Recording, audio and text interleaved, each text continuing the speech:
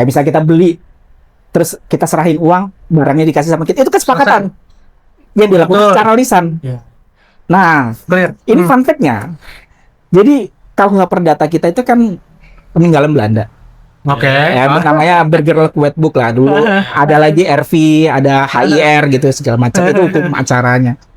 Tapi karena ini peninggalan Belanda atau zaman dulu Eropa, orang-orang Eropa, ada yang tidak match dengan culture di Indonesia. Wah, apa? Misalnya nih gini. Ditonton nih apa? Kalau tadi kan aku udah bilang ada syarat sahnya perjanjian itu diatur. Salah satunya orangnya harus cakap. Nah, kita refer nih, kita tarik nih ke kehidupan sehari-hari kita. Kalian sadar nggak sih kadang-kadang orang tua itu suka minta anak di bawah umur untuk transaksi atau belanja? Oke, warga sipil sekalian, jumpa lagi dengan kami di Bapak-Bapak di mana Obrolan bapak bukan basa-basi. Kita bingung. Kita datangan siapa nih? jadi Pak Magam. ini mungkin buat teman-teman yang ini kok ada wajah baru gitu kan. Jadi ini adalah teman kita ya, sebenarnya teman kita dari kalau aku dari TK juga. TK-nya bareng kita. Kalau kita SMP yang SMP kepisah. SD 1 juga kan? SD Iya, tapi satu. kan? Iya benar. sekelas gitu. Sekelas. Iya benar. Iya benar. Tapi kita sekelas ya. Sekelas ya. Aku Aku itu TK-nya sih. bareng ya sama Oh, Boys bareng ya. Yang sekelas aku. Iya. kakak aku. Pindah. Iya Iya. benar. Angkatannya ya, duluan ya, TK-nya ya. Kalau aku ya sempat dulu Iya. sama kakakmu benar. Iya benar. Ngeduluin. Berarti ketemu lagi berapa tahun nih udah Jadi Belasan. beliau di sini adalah bintang tamu kita hari ini dan dia itu seorang praktisi hukum gitu. Karena kita bakal bahas hari ini agak lumayan serius ya. serius ya Kita sekarang bahas nih. mengenai hukum. Jadi seperti biasa di mana di Bapak-Bapak Lab itu kita akan membicarakan hal yang biasanya mentok di kepala Bener Bapak-Bapak banget ya. yang nggak pernah diceritain karena Bapak-Bapak jarang bercerita. Dan di sini mari kita Biasanya. Oke, Betul. jadi gini singkatnya gini lah ya. Temanya hari ini adalah hal legal apa nih ya, yang sebenarnya dianggap aman, sering kita anggap aman gitu kan, tapi padahal itu bisa bikin masalah gitu. Oh iya. Nah itu makanya di sini gunanya sih Bapak ini nanti kita perkenalkan.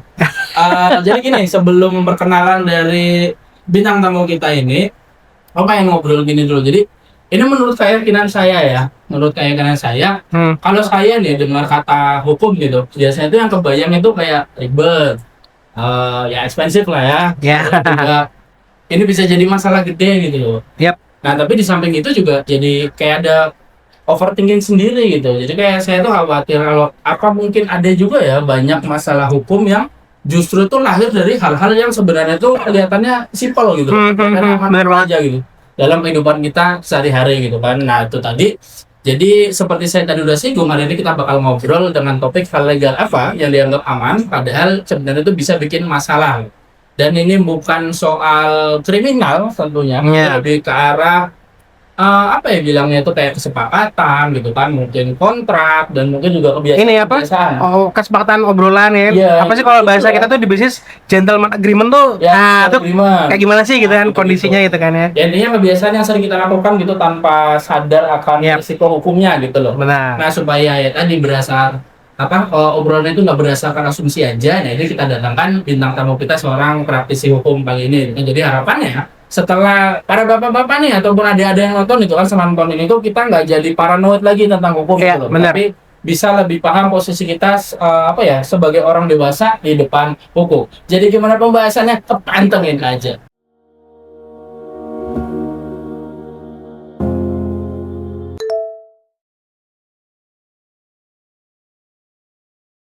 Oke, jadi sebelum kita masuk ke pembicaraannya, ini saya pengen kenalin dulu nih. Jadi nama dari bintang tamu kita itu adalah Pak Roberto lewat Besi. Silakan diperkenalkan backgroundnya. Oke, teman-teman bapak-bapak. Ya, makasih ini ya senang juga karena ketemu sama teman-teman lama dan memang ada sesuatu yang bisa didiskusiin lah yang memang ini dekat sama Ya. kehidupan hari-hari ya. Jadi Benar. tapi sebelum ini saya perkenalkan diri dulu. Nama saya Robert, ya panggil aja Robert. Dan saya ini seorang praktisi yang udah praktek dari 2017. Nanti kita bisa bicara-bicara yang lebih lanjut lah. Iya, Kayaknya. iya. Mungkin itu aja. Oke, Singkat. cukup singkat dan jelas. Iya. Ya, intinya tapi- Pak Robert ini dia praktisi hukum. Gimana Pak? Pak Robert atau Om Robert nih katanya tadi ya. Iya. Tadi sebelumnya di luar. Disclaimer-nya. Komennya tuh dia belum bapak. Tapi umur udah. Udah. Yang nyaman aja ya. Ya aman aja. Yang nyaman aja kita panggil. Kita profesional aja lah. Profesional aja ya. Iya, siap Bapak Robert ya. Oke, jadi kita masuk ke pembicaraan yang pertama nih, Iya. Pak Robert dan Pak Dewo. Mhm. Aku pengen ngobrolin tentang hukum positif dulu nih. Jadi tajuk yang pengen tahu obrolin itu kenapa sih terkait dengan hukum positif ini gitu kan? Mengapa hukum itu membutuhkan kepastian gitu loh, bukan penilaian personal gitu. Jadi saya memulai dari hal yang apa ya, yang sering saya dengar lah gitu kan. Jadi masih dengan sepengetahuan saya gitu kan. Jadi kita itu menurut yang saya tahu kan kita tuh hidup di negara yang apa ya bilangnya tuh menggunakan sistem hukum positif.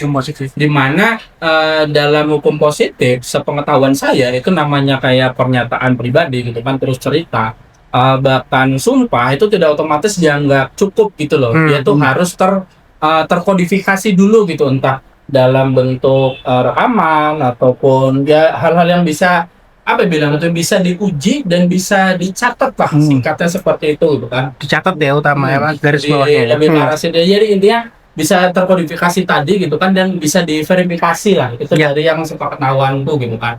Nah jadi menurut keyakinanku tuh gini, dari sini kita bisa paham kenapa sih dalam banyak kasus itu orang merasa sudah menjelaskan kayak udah panjang kali lebar gitu kan, tapi ternyata secara hukum tuh dianggap ya ini belum bisa gitu, belum apa-apa gitu kan. Nah, yang pengen saya tanyakan nih kepada Pak Robert itu kan selaku praktisi hukum gitu kan, Nas.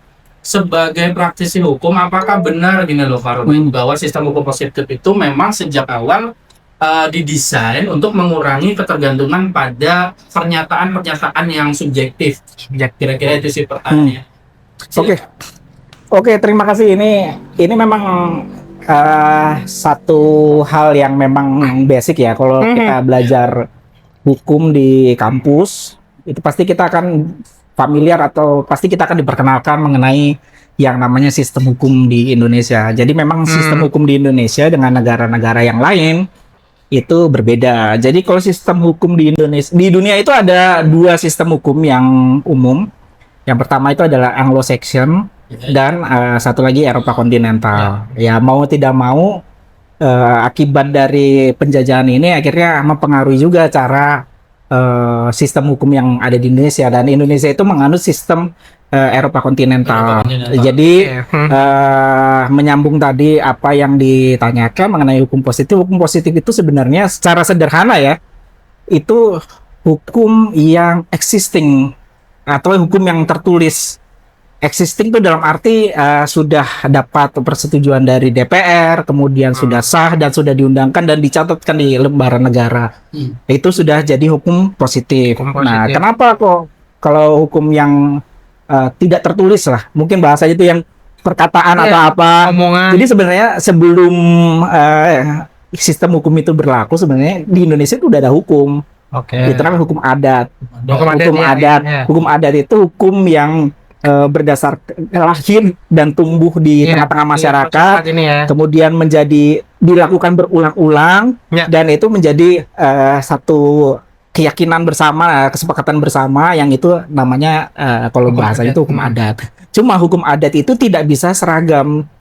Di setiap daerah itu akan berbeda-beda. Makanya hukum itu harus dibuat secara tertulis. Dan memang dalam sistem hukum sendiri memang hakim di Indonesia dengan hakim di sistem Anglo-Saxon itu berbeda. Kalau hakim di Indonesia itu adalah bahasa sederhananya itu adalah corongnya undang-undang. Jadi apa yang dikeluar dari mereka itu adalah sesuatu yang sudah tertulis, walaupun hukum hakim itu punya kewajiban untuk menggali nilai-nilai yang tumbuh di dalam masyarakat. Tapi pada prinsipnya mereka akan berpijak dari hukum yang positif atau yang hukum yang tertulis. Sedangkan kalau di sistem Anglo-Saxon itu mereka pakai sistem juri, dan nanti juri yang menilai baru hakim menjatuhkan. Bedanya di situ. Dan iya itu sih kira-kira. Makanya aku jadi ingat gitu ya. kasus-kasus tuh kayak ini langsung ngebahas ke real case nggak apa-apa kali ya, karena tiba-tiba aku pengen Boleh. gitu loh. Karena gini loh, kita ngomongin hukum positif nih tadi nih kan ya. Terus tadi dijelasin sama Pak Robert kalau hukum positif existing artinya apa ya istilahnya literal ada gitu loh. Bahasa-bahasa yang mengatur lah bahasanya gitu kan ya. Aku jadi inget ini real case ya di perusahaanku tuh gini, kita ada satu apa ya kendala gitu ya di bisnis transaksional aku sama klien gitu. Itu ada satu kesepakatan yang kita sepakati by phone. Iya. Tapi aku akhirnya berkonsultasi sama manajer. Manajer menyarankan adanya perjanjian. Nah, aku pikir ya udah Pak, kan kita udah sepakat nih. Saya punya rekaman suaranya, saya punya chat WA-nya, saya punya catatan MOM-nya, minutes of meeting. Ternyata ini kalau kita kaitin dengan hukum positif tadi akan lebih kuat. Ya, tadi bahasanya gitu kan. Atau ya apa penilaiannya Pak? Derajatnya apa tuh Pak? Maksudnya manajerku akhirnya kan menyarankan adanya perjanjian yang disepakati kan, dalam bentuk MOU lah atau apa itu.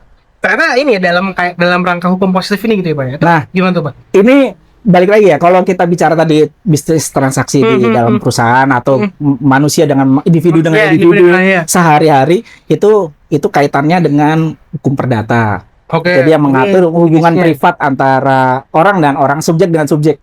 Tapi kalau hukum publik itu yang kayak pidana, hukum pidana itu mengatur subjek dengan negara atau pemerintah gitu. Nah, terkait dengan perjanjian itu tadi ya disampaikan ada manajer bilang oh ini harus ada perjanjian ya. Sebenarnya kalau kita berangkat dari KUH Perdata itu secara perjanjian itu bisa secara lisan dan bisa tertulis. Tapi memang dalam praktek biasanya kalau transaksi-transaksi bisnis itu yang ada nominal itu akan lebih mudah untuk direkam itu dengan tulisan tadi, tertulis tadi itu ya. Tertulis ada, jadi apa? Tapi bukan berarti kesepakatan lisan itu menjadi tidak sah. Tetap sah. Jadi perjanjian secara tertulis dan lisan itu sama-sama sah asal dia memenuhi ketentuan dari syarat sahnya perjanjian yang diatur di KUH Perdata. Itu ada 4 syarat tuh. Syaratnya tadi itu. Yang pertama tuh ada kesepakatan. Terus dia harus cakap secara hukum untuk berbuat ya, dewasa. Maksudnya subjek ini dewasa dan cakap untuk berbuat hukum.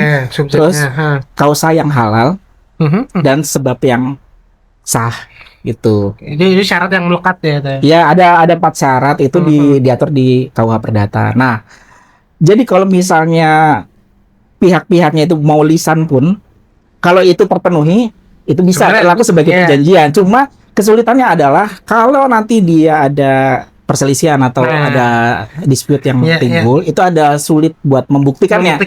Membuktikannya. Walaupun kadang kita ngerekamnya atau kesepakatan itu dibuat chat atau email, itu bisa juga karena sekarang alat bukti elektronik itu kan bisa jadi alat bukti yang bisa diajukan juga gitu. Nah, artinya kan gitu. Makanya tadi kalau kita ngomongin tentang hukum positif tadi itu kan sebenarnya basically-nya kan ini ada gitu ya. Diatur untuk kupikir ya bisa mengatur tadi subjek dengan negara atau subjek dengan subjek dalam dalam konteks perdata tadi ya, hukum perdata ini. Maksudnya dasar itu yang apa ya? Kupikir orang dewasa kayak kita, yang teman-teman yang lain atau saya pribadi lah gitu ya, nggak kepikiran sampai sini nggak sih? Maksudnya tadi aku bertanya loh. Yang overthinking doang. Iya, overthinking doang. Ngapain sih harus ditulis gitu ya? Ada fun fact juga nih ya. Ada fun fact. Jadi tadi kan kita udah bicara bahwa perjanjian atau kesepakatan itu bisa tertulis dan tidak tertulis, ya kan? Kayak bisa kita beli, terus kita serahin uang, barangnya dikasih sama kita, itu kesepakatan yang dilakukan secara lisan. Nah, ini fun fact-nya. Jadi KUH Perdata kita itu kan peninggalan Belanda. Namanya Burgerlijk Wetboek lah dulu. Ada lagi RV, ada HIR gitu segala macam, itu hukum acaranya. Tapi karena ini peninggalan Belanda atau zaman dulu Eropa, orang-orang Eropa, ada yang tidak match dengan culture di Indonesia. Apa? Misalnya nih gini. Kalau tadi kan aku udah bilang ada syarat sahnya perjanjian itu diatur. Salah satunya orangnya harus cakap. Nah, kita refer nih, kita tarik nih ke kehidupan sehari-hari kita. Kalian sadar nggak sih kadang-kadang orang tua itu suka minta anak di bawah umur untuk transaksi atau belanja? Oh, I see. Anakku misalnya. Iya, anak-anak di bawah umur tolong beliin tepung misalnya, beliin telur. Wah, ini berantem nih ini. Sebenarnya kalau kita mau tarik itu sebagai dasar dan dikaitkan dengan kehidupan sehari, itu sebenarnya nggak sah. Iya, iya. Cacat formil. Cacat formal, betul. Karena Sebenarnya subjeknya di bawah umur. di bawah umur Berarti belum cakap. Itu Iya. sebenarnya. Tapi ya balik lagi, kadang-kadang ya ada perbedaan culture ini kan. Ya. Ini akan friction ya dengan konsep parenting yang kita bahas ya, karena friction tadi di situ loh. Iya. Kalau kita nggak ngelihat aspek hukum kan itu aku pikir itu parenting ya, ngajarin anak untuk berani gitu loh. Itu menurut gue ya kan. Iya. Tapi kalau ternyata kita masukin aspek hukum, ternyata nggak sah ya. Iya. Transaksi jual beli itu Nggak sah. Ya. Cacat formil. Itu nggak cacat formal ya. di film ada yang kayak gitu. Jadi Nah, makanya kalau misalnya kita tarik ke kenapa orang-orang di Eropa itu nggak pernah ada yang anaknya tuh belanja di supermarket? Oke, I see. Lu beli es krim deh. Ya. Nggak ada kan? Anaknya bener-bener main aja gitu. Di orang lain beliin gitu ya. Karena tadi itu. Lebih parahnya nih, maaf ya. Anaknya suruh beli rokok. Oh itu nah, tuh. karena secara hukum juga cacat formil, Iya. tapi secara moral juga nggak gitu ya. Itu kayak Menarik gitu. gitu ya. Tapi, Iya. tapi ya karena itu terus-menerus Iya, terjadi bener. pada akhirnya mungkin aku nggak tahu ya itu bisa dikualifikasi sebagai hukum adat atau karena kebudayaan ya culture yang terus dilakukan berulang-ulang. Tapi ya itu salah satu fun fact-nya kenapa sebenarnya ada yang nggak pas loh Sebenarnya nggak pas sih dengan culture. Sorry agak masuk dalam itu, dampaknya apa Pak dari cacat formilnya ini dalam jadi kan syarat perjanjian tadi kan aku bilang ada 4. betul. Jadi ada kesepakatan, cakap, terus kausa yang halal dan sebab tertentu kan. Nah, 2 yang awal ini adalah syarat subjektif. Jadi kalau dia nggak terpenuhi, perjanjian itu dapat dibatalkan. Oke. Itu cacat formil. Tapi kalau cacatnya material terkait misalnya sebab yang halal, ternyata yang ditransaksi ini tuh misalnya katakan narkoba, itu kan dilarang kan? Oke. Atau manusia atau trafficking itu kan nggak Materialnya boleh, ya, kan? materialnya jadi nggak. Kalau dia cacat di unsur objektifnya atau cacat objektif itu dia konsekuensinya batal demi hukum perjanjiannya. Tapi ini balik lagi dalam praktek tidak semudah itu. Tetap orang akan memohonkan itu ke pengadilan. Wow. Itu yang sering terjadi. Menarik. Oke, paling nice. Sebenarnya tadi udah banyak yang terbahas ya, tapi yang ingin coba dari Pak Robert merangkum ini sedikit. Jadi kalau saya tanyakan lagi, jadi dalam prakteknya sebenarnya gimana sih dampaknya ke masyarakat yang terbiasa mengandalkan kepercayaan itu tadi, omongan, hubungan personal, itu dampaknya secara garis besar gimana berarti setelah? Jadi mungkin gini ya, mungkin aku bisa jelasin sedikit. Jadi balik lagi, perjanjian itu atau kesepakatan itu bisa dibuat secara tertulis maupun lisan. Cuma menurut saya ini saran aja. Kalau satu perjanjian itu mengandung nominal atau ada angka atau ada term and condition yang spesifik atau nanti teknisnya seperti apa, itu lebih baik dituangkan dalam satu perjanjian. Kenapa? Karena ini kita mengantisipasi, karena kita tuh sebagai orang hukum itu diajarkan untuk berpikir hal terburuk dulu yang mungkin terjadi. Jadi kalau kita lihat ke praktek sehari-hari, perjanjian itu dibuat sesempurna mungkin, mendekati sempurna mungkin ya, dan serumit itu pasti tetap ada loopnya. Tetap ada loopnya. Jadi bukan berarti perjanjian lisan itu tidak sah, itu tetap sah, cuma akan sulit untuk membuktikannya dalam hal nanti terjadi satu dispute atau satu dan lain hal. Berarti kalau saya simpulkan, berarti hukum positif itu sebenarnya bukan nggak percaya pada orang gitu, dari manusia gitu, tapi tidak mau bergantung pada penilaian manusia subjektif. Jadi ada standar. Jadi mungkin disitulah banyak hal yang terasa aman secara sosial gitu kan, tapi ternyata rapuh secara hukum. Jadi, benar. Gitulah kira-kira pembicaraan kita yang pertama.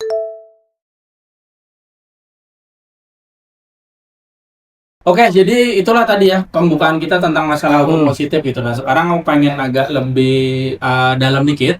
Dan itu tadi udah sedikit ke-spill ya. Jadi sebenarnya yang pengen tahu yang kedua itu adalah kesepakatan lisan dan dokumen sederhana itu sah tapi nggak selalu aman gitu kan. Dan tadi udah sedikit dijabarkan sama Pak Robert gitu. Cuma gini yang pengen aku obrolin itu jadinya gini. Karena kita kan sebenarnya terbiasa gitu ya, seperti tadi Pak Bewok bilang gitu kan, kita terbiasa dengan kesepakatan lisan gitu kan, mulai dari ngobrol, sepakat sampai salaman, kan? Deal ya. Kan? Atau bahkan ya tadi kan yang cuma lewat chat gitu kan, atau secari kertas sederhana bahkan gitu kan. Dan selama ini karena nggak ada masalah, kita merasa itu udah cukup aman gitu. Nah, sementara tadi dari Pak Robert udah dijelasin dikit kalau itu sebenarnya sah gitu kan. Nah, yang pengen saya tanyain jadi gini, kalau ternyata itu bisa sah gitu kan. Nah, kenapa justru banyak sengketa perdata itu berangkat dari kesepakatan yang sederhana seperti itu tadi? Iya benar. Gimana nih dari pengalaman sebagai praktisi nih, Pak Obed? Ya itu balik lagi tadi kan. Jadi sebenarnya hukum itu adalah mengatur mengenai hak dan kewajiban. Termasuk kalau kita bicara perjanjian itu ada haknya pihak pertama merupakan kewajiban pihak kedua. Kewajiban pihak pertama merupakan hak dari pihak kedua. Timbal balik lah. Apa sih mutual ya? Mutual. Nah, jadi memang kalau kesulitannya kalau dia di perjanjian atau kesepakatan itu dilakukan secara lisan adalah untuk membuktikannya once kalau misalnya mereka ada sengketa. Tapi bukan berarti itu kemudian menjadi sulit juga sepanjang kita bisa mendokumentasikan komunikasi secara baik dan kalau ada saksinya. Karena kalau dispute itu pada akhirnya nanti kalau misalnya sampai berlanjut ke persidangan atau pengadilan, itu pasti kita akan melampirkan semua bukti-bukti yang berkaitan dengan objek yang sengketa kita. Misalnya, ada kesepakatan. Dari mana kesepakatannya? Ada nih dari chat, screenshot. Oke, misalnya deal. Didukung lagi dengan ada nggak teman-teman atau orang-orang yang tahu? Nah, dia bisa explain itu, bisa jelasin gitu, nggak? Ya kayak gitu. Sedangkan kalau yang tertulis itu kan lebih mudah untuk kita nunjukin. Oh ini loh, kamu melanggar pasal yang ini atau kesepakatan ini, ketentuan ini, kayak gitu-gitu. Nah, kira-kira gitu sih paling. Tapi iya bener ya. Maksudnya kalau kita aku berandai-andai gitu ya. Kalau case yang tadi aku ceritain tadi itu misalnya panjang lah, akhirnya nggak ketemu kesepakatan dari yang sederhana tadi itu, jangan sampai tapi amit-amit ya, tahu lah gitu kan. Nah, yang aku bilang itu ternyata akhirnya bukti yang tadi aku bilang ya, manajer kan menyampaikan kayak tadi, maksud aku ketika itu nanti dibawa ke pengadilan misalnya Pak, itu cukup untuk membuktikan sesuatu nggak sih kira-kira di mata hukum tuh? Jadi ini balik lagi ya, ini kalau kita kan bicara perdata. Jadi perdata dengan pidana itu prosesnya itu berbeda dalam memutuskan satu perkara pidana dan perdata itu beda. Kalau dalam perkara pidana itu mencari kebenaran material yang real sebenarnya itu apa yang terjadi. Makanya kalau kalian lihat di beberapa persidangan itu kenapa kok pengacara itu kok nanya berkali-kali kepada saksi atau kepada terdakwanya atau kepada pelapornya atau korbannya, karena yang dicari itu adalah kebenaran material yang sesungguhnya. Tapi kalau kita bicara perdata itu yang dicari adalah kebenaran formal. Formal itu ditunjukkan dari mana tadi? Ada paper, ada maksudnya ada dokumentasinya, itu segala macam. Gitu. Oke. Maka tadi kalau kita kembali ke premis kita bahwa sebenarnya kesepakatan sederhana, tapi kadang-kadang malah jadi panjang. Karena ternyata dicari adalah kebenaran material ya di bahasanya gitu ya. Iya. Berarti kalau tambahin pertanyaannya gini Pak Obed, berarti di titik mana nih kesepakatan yang awalnya itu cuma berdasarkan saling percaya aja itu kan, nah itu jadi mulai berubah akhirnya jadi masalah hukum. Secara garis besarnya gimana tuh biar orang mengerti nih? Iya. Jadi tadi kan udah saya sampaikan tadi kan ada hak dan kewajiban. Nah itu ya rule-nya, aturan main itu sebenarnya perjanjian itu adalah aturan main antara dua belah pihak yang bersepakat itu sebenarnya kan.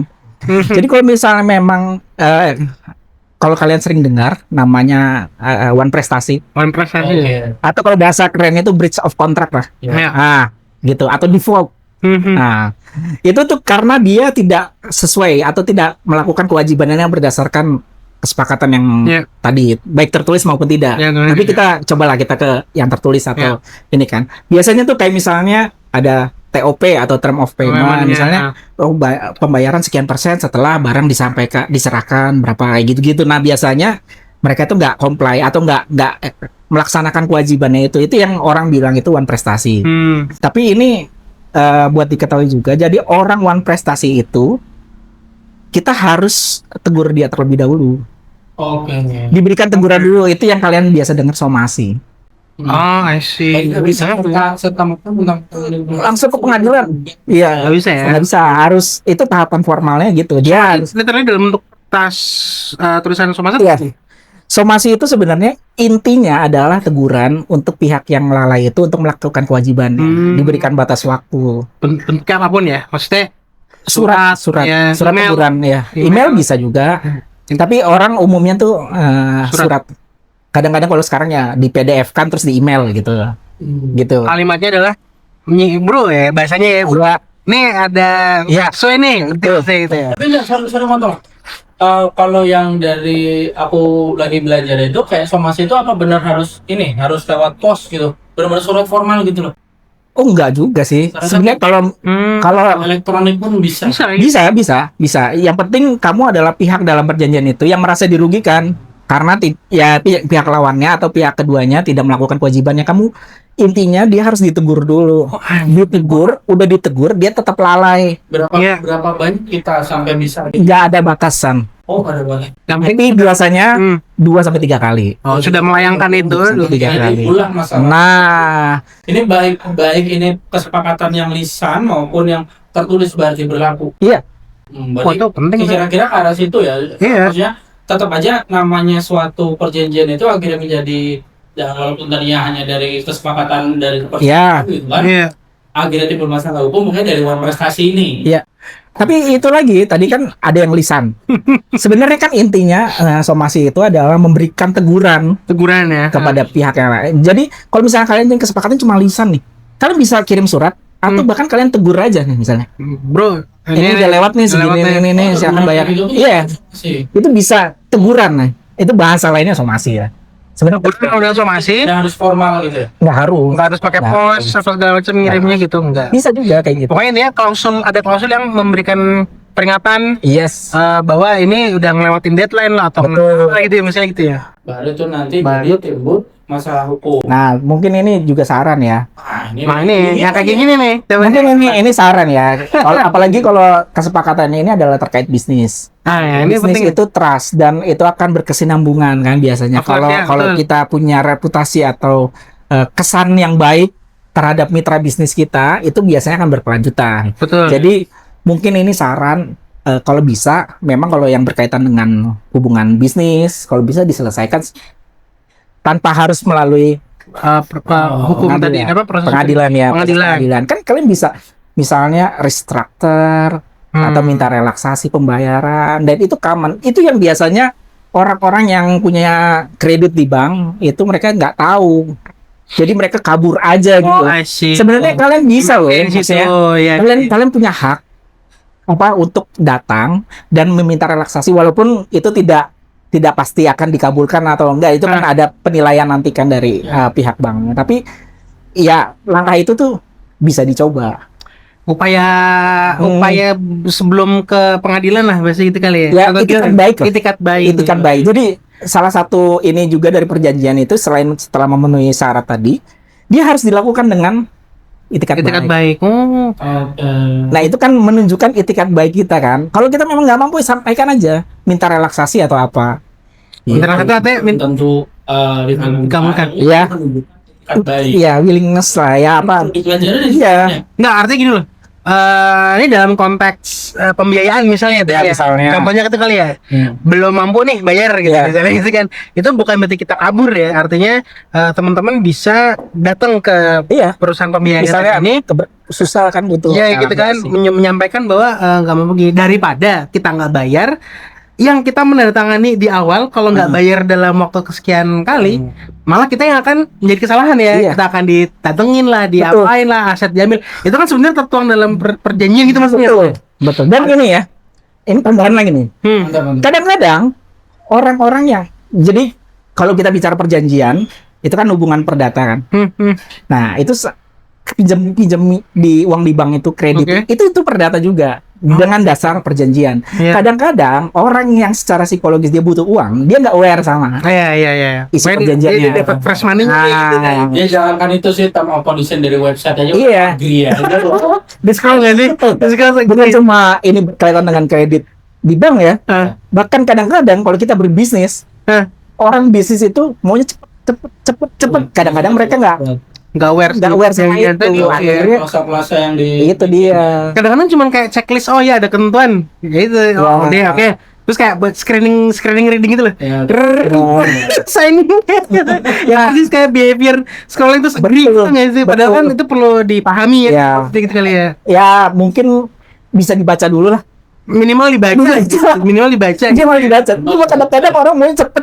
Iya. baca dipahamin tapi kadang baca aja Baca aja enggak. Dan ini nih ya, satu lagi. Ini kalau kita bicara sengketa dalam dunia hubungan kontraktual bisnis ya. Kadang-kadang gini, ada pertanyaan juga. Jadi kalau kita transaksinya PO, Oke. pakai PO, itu Pakai sama perjanjian nggak sih? Nah, nah Itu kasuistis ya. oke. Nah itu Mau kita bahas di sini atau di momen yang lain? ya bagus sih kalau dibahas sekarang ya, karena kan dulu aja sih. Sudah, jadi gini, PO atau purchase order itu kan surat permintaan request lah dari klien. pembeli biasanya Iya. gitu kan. Nah, itu apakah sama dengan perjanjian? Dia akan dianggap sama kalau di dalamnya itu kan kalau kalian perhatiin PO itu ada term and condition ini. persis. Nanti akan ada pembayaran kapan dan segala macam. Dan ketika itu sudah disepakati dengan ditandatangani oleh para pihak, itu tuh mengikat sebagai perjanjian.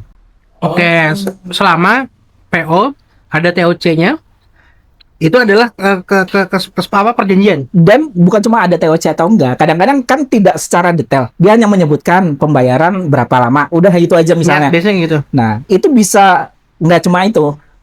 Kalau misalnya, apalagi kalau penjual sudah menyerahkan barangnya dan diterima, Iya. kan berarti sudah terjadi Sudah hubungan. terjadi transaksinya tuh. Wah, Tuh. Itu kan iya, most of bapak-bapak yang lagi menjalani bisnis Nah, ini ya. ya. Apa ya maksudnya hal ini kayaknya Benar. belum jadi aware. Iya, lihat. Artinya gini loh.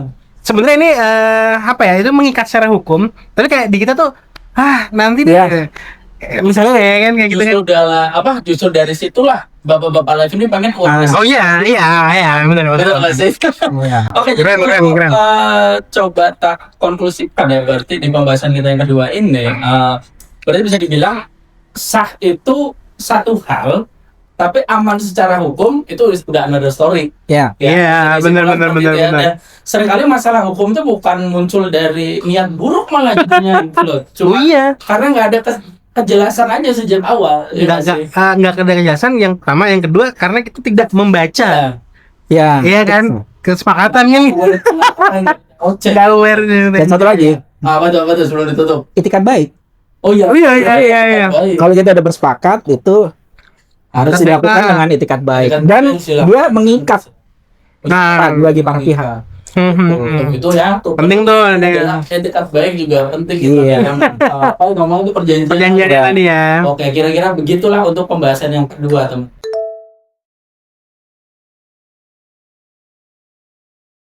Oke, jadi kira-kira itulah tadi yang pembahasan yang kedua kita. Sekarang kita masuk ke pembahasan yang ketiga nih, Pak Robert, Ya. Pak Bewok. Itu adalah kontrak sehari-hari, di mana itu sah secara hukum gitu kan. Tapi dalam keyakinan saya itu masih agak lemah secara perlindungan gitu loh. Jadi yang pengen tak angkat tuh gini. Sekarang kita naik satu level lah ya teman-teman semua yang nonton ya. Kan banyak orang tuh merasa aman loh, termasuk saya. Saya sendiri tuh kayak merasa aman begitu ada kontrak sama tanda tangan gitu. Umum kan kayak gitu ya.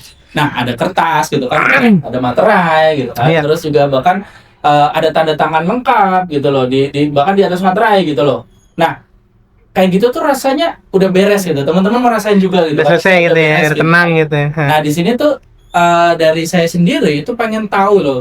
apa jangan-jangan belum tentu kontrak itu tuh benar-benar melindungi posisi kita gitu loh. Nah, pertanyaan spesifiknya gini Pak Robert. Apa perbedaan antara kontrak yang sah nih ya secara hukum itu kan dengan kontrak yang benar-benar melindungi apa ya ngomong itu salah satu pihak lah. Seperti itu yang pertama pengen saya tanyain. Gimana? Bisa di secara high level dulu nggak dijelasin? Oke ya, ini dari perspektif saya ya. Ya. Jadi perjanjian yang sah secara hukum itu balik lagi kita harus ingat ya ada tadi ada 4 syarat. Jadi kalian harus memastikan bahwa kalian itu membuat satu perjanjian atas kesepakatan dengan orang yang tepat. Misalnya kalau misalnya kita sama bikin perjanjian atau kesepakatan dengan PT misalnya, kita harus pastikan bahwa PT itu ditandatangani oleh direkturnya. Ya memang dia punya hak untuk bertindak mewakili PT. Oke. Jadi kalau kalian sedikit kurang aware sama itu bisa jadi masalah. Yang kedua, di dalam menyusun perjanjian itu juga ada yang namanya keseimbangan atau ya equality lah ya buat para pihak. Jadi makanya kenapa kok orang-orang bikin perjanjian itu kadang suka tektokan bolak-balik. Ini yang tertulis ya, yang tertulis. Kadang kok kayak rumit gitu. Ya karena itu adalah detail-detail yang nanti akan mengikat para pihak gitu. Jadi di sini juga aku mau bilang bahwa perjanjian itu mau dibikin sesempurna apapun tetap pasti akan ada celahnya. Tapi paling tidak dengan kita peduli sama hal-hal yang harus kita perhatikan di dalam perjanjian itu akan meminimalisir potensi-potensi atau resiko-resiko yang akan terjadi gitu. Nah, tadi nyambung juga ini mungkin sedikit informasi. Jadi perjanjian yang sah itu balik lagi itu bukan ada atau tidaknya materai. Oke, itu penting tuh. Iya. Catat tuh ya. Materai itu tidak menentukan sah atau tidaknya perjanjian. Sah atau tidaknya perjanjian itu jelas hanya ada 4 syarat. Tadi sepakat, cakap itu maksudnya dewasa ya, dia mampu bertindak ya untuk membuat suatu kesepakatan. Terus kalau sayang halal dan sebab yang tertentu gitu. Jadi itu udah letter luck gitu. Itu syarat sahnya. Ada atau tidak perjanjian materai itu tidak berarti kesepakatannya. Kemudiannya kalau tidak ada materai tidak jadi sah. Enggak. Materai itu adalah salah satu syarat untuk mengajukan dokumen itu nantinya ke pengadilan. Jadi dia harus diberi materai. Tuh. Berarti maksudnya materai belakangan bisa gitu. Pertanyaan bodohnya itu. Bukan materai belakangan. Perjanjian itu tanpa materai itu tetap sah asal memenuhi syarat sahnya. Jadi kapan digunakan materai itu? Materai itu pada saat mengajukan kalau terjadi ada dispute. Tentu untuk baru. Nah, artinya materai tidak menentukan sah atau tidaknya perjanjian, tapi penting. Just in case kalau terjadi sesuatu, ini menjadi penting karena ini akan dibawa ke pengadilan. Iya, mesti gitu ya. Tapi biasanya kalau dalam praktek perjanjian-perjanjian dengan ada yang menyebut nominal, biasanya ada materainya tadi tuh. Tapi balik lagi sah atau tidaknya tidak ditentukan. Jadi kalau diulangi sah atau tidak itu tidak bergantung sama materai, tapi materai ini penting untuk nantinya jadi klausal hukum gitu. Kalau misalnya ini akan berlanjut, misalnya terjadi dispute dan ini akan diajukan sebagai bukti, dia harus diberi materai dan apa istilahnya itu di leges di berarti kalau misalnya perjanjiannya kan dianggap sah, tapi belum pakai materai, terjadi dispute tadi itu gimana? Nggak masalah. Oh, tetap bisa itu nanti tetap semua bukti itu kalau kita ajukan di pengadilan sebagai bukti itu harus dimaterai dulu. Oh, tetap ya. Iya. Karena mau maju pengadilan itu. Iya. Tapi bukan berarti perjanjian itu nggak sah. Iya. Itu penting tuh. Jadi baru kebuka ini. Berarti sekarang gini nih pertanyaannya. Ini mungkin akan lebih umum ya, tapi saya yakin ini ada di pikiran semua bapak-bapak nih. Nah, kesalahan apa nih yang paling sering muncul dalam kontrak sehari-hari? Oh iya. Biasanya dalam pengalamannya Pak Robert itu sebagai praktisi hukum itu di lapangan apa nih kesalahan yang paling umum dan sebenarnya sepele tapi kejadian gitu loh, dan ini jadi masalah gitu. Biasanya apa ya kalau terkait dengan kontrak seharian itu kan banyak ya, kayak kita jual beli atau kita beli apa sesuatu di minimarket atau di warung-warung itu sebenarnya kontrak juga, kesepakatan juga. Cuma biasanya yang sering terjadi itu adalah mengenai kalau bisa bicaranya perjanjian yang dengan nilai besar itu biasanya di TOP, Term of payment itu. term of payment sama mekanisme pembayarannya itu yang biasa terjadi di situ. Dan kontrak rumah gitu. Kalau kontrak rumah, Udah pernah masalah nggak sih? Aku pengen tahu. kalau kontrak rumah itu jadi selama masa kontrak itu pemilik itu nggak boleh masuk, Pemilik nggak boleh masuk. nggak boleh pemilik Pemilik rumah rumah, yang nah. rumahnya dikontrakin itu nggak boleh masuk. Sebenarnya itu salah.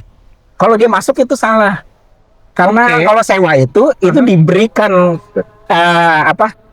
penguasaan rumahnya itu secara penuh ke si menyewa. Kalau bertamu, Hah? bertamu. Kalau bertamu boleh. Oh, sorry, Itu maksudnya Definisi tadi nih kalimat tidak boleh masuk tuh gimana maksudnya? tidak boleh masuk itu masih Tinggal tanpa dan- izin, tanpa izin. Misalnya masuk gitu itu nggak boleh. Ya mentang-mentang bawa kunci masuk. Iya, oke. tiba-tiba dia Iya, buka, dia iya, kasih iya. atau boleh. Iya, kalau itu oke Itu nggak sih. boleh. Kalau kayak masuk terus datang, Ya, boleh. oh ya Itu oke lah ya kan. Karena kalau bertamu kan tadi ada izin. Iya, tok tok tok. Ya oke. Nah. Oke, clear. Dan clear.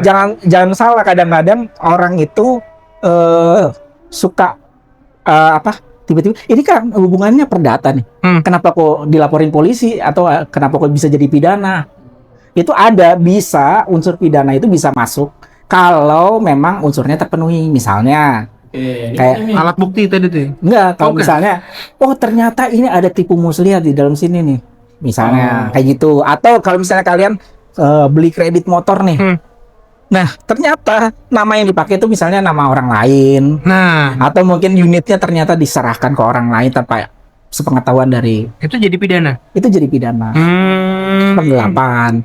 Kalau misalnya tadi yang rumah tadi, misalnya orang pemiliknya nih tiba-tiba masuk, dia ganti, dia karena dia punya kunci serepnya tiba-tiba dia masuk dan segala macam, itu bisa kena pidana juga, memasuki pekarangan rumah orang. Oke, paham. Walaupun Iya. ada kontrak sewa, tapi sudah ditandangi dan sudah dipakai, tiba-tiba ya masuk aja nih, nggak pakai izin lah segala. Ya, Terus melakukan apapun di situ. tapi balik lagi ya, kalau misalnya kita bicara hukum itu bicara hak dan kewajiban. Sepanjang orang itu tidak merasa diganggu kepentingannya, iya, ya sebenarnya nggak akan ada masalah. Itu kan akan muncul kalau misalnya ada yang keberatan atau apa, itu bisa. Itu pemikiran basic ya. Sebenarnya kalau kita ngomongin hukum nggak senger gitu. enggak Iya. Karena ternyata hak dan kewajiban. dan kewajiban tadi itu loh. Iya. Nah, makanya untuk supaya lebih tegas atau lebih Ya. ukur, itu makanya kenapa kok dibuat tertulis.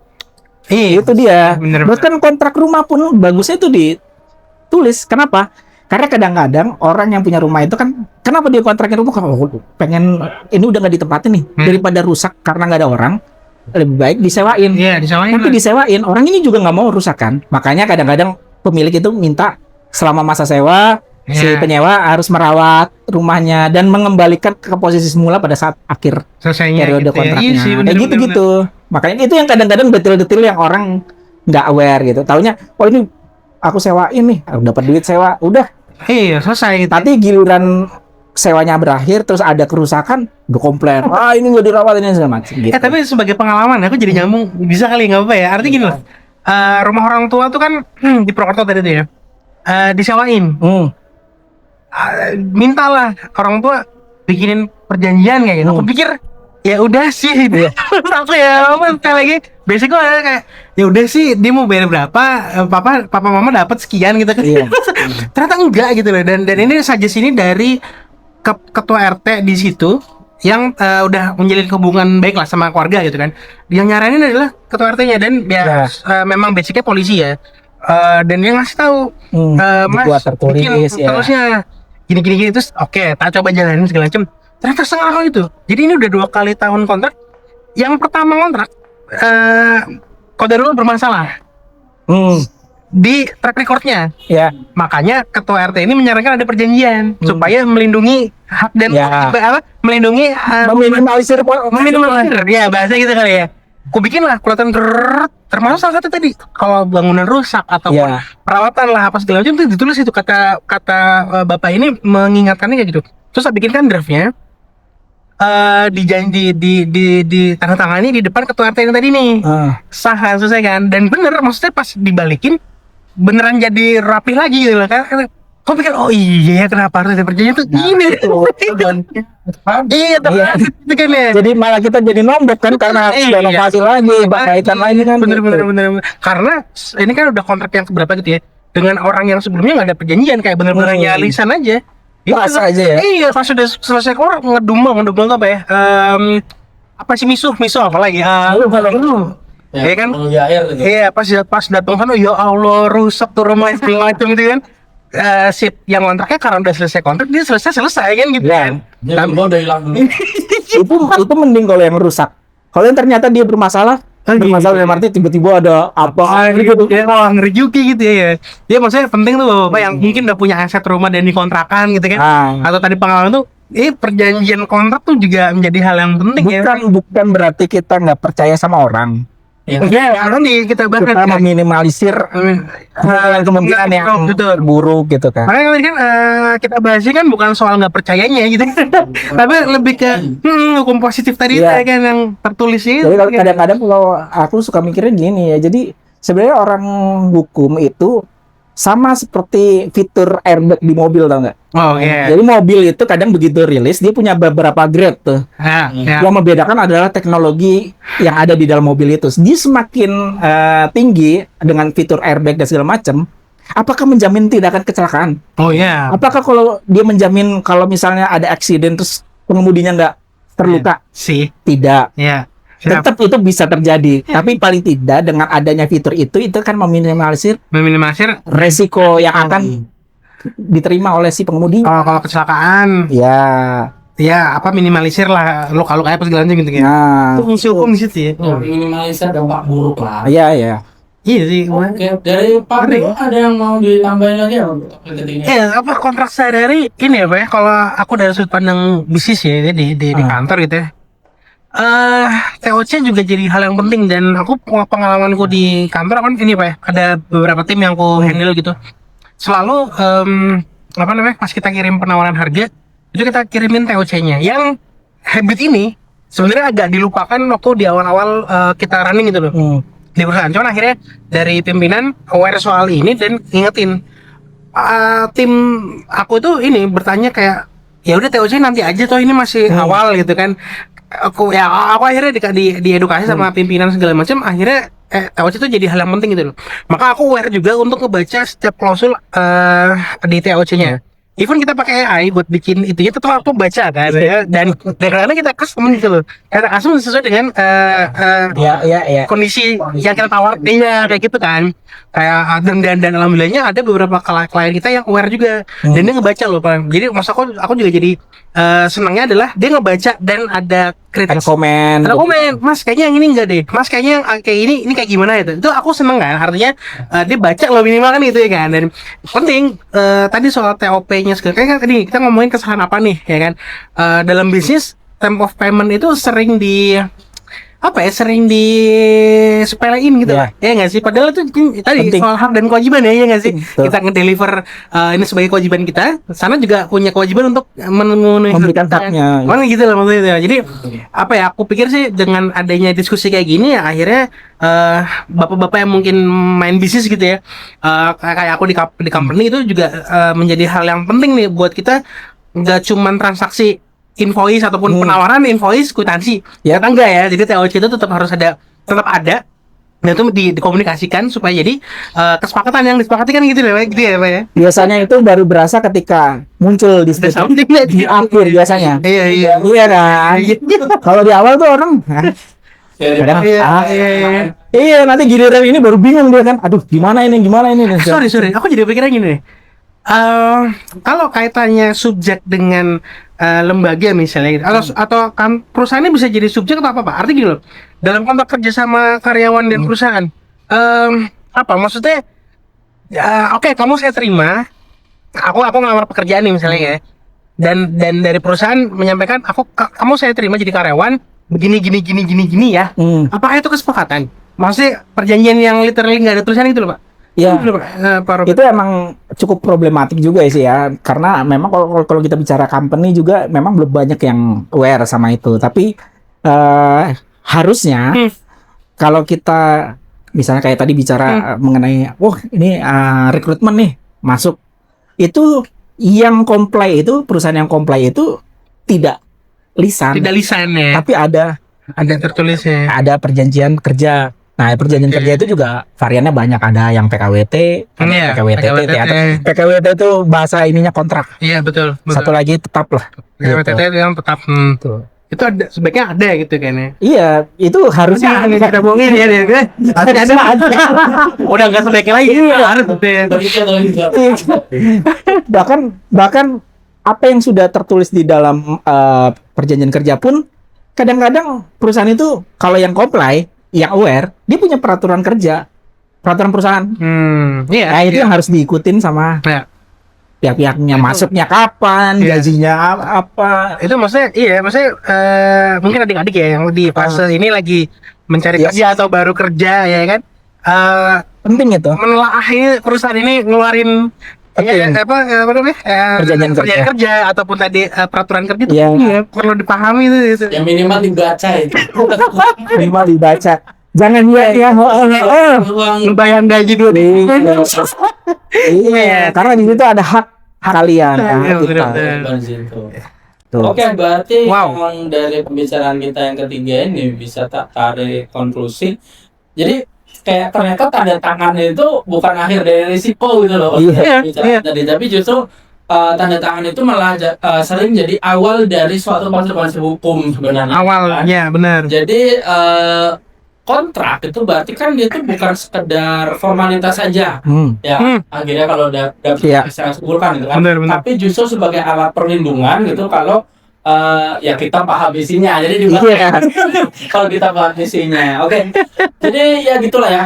Semua teman-teman yang nonton dari obrolan hari itu, kalau dari saya pribadi sendiri ya saya jadinya belajar satu hal penting gitu loh. Jadi banyak banget pasal hukum yang apa yang ngomongnya itu bukan muncul karena kejahatan bahkan, tapi karena ketidaktahuan kita gitu kan, sama ya kebiasaan kita tuh menganggap udah ini aman aja gitu. Iya, percayalah itu. Gitu kan. Iya. Jadi bukan berarti kita harus curiga ke semua orang, di sini poinnya. Kita Bukan. harus curiga ke semua orang gitu kan, tapi mungkin kita itu apa ya, kita perlu sadar posisi kita sebagai subjek hukum. Subjek hukum, Bisa betul. disimpulkan begitu nggak sih? Ya kan? Betul.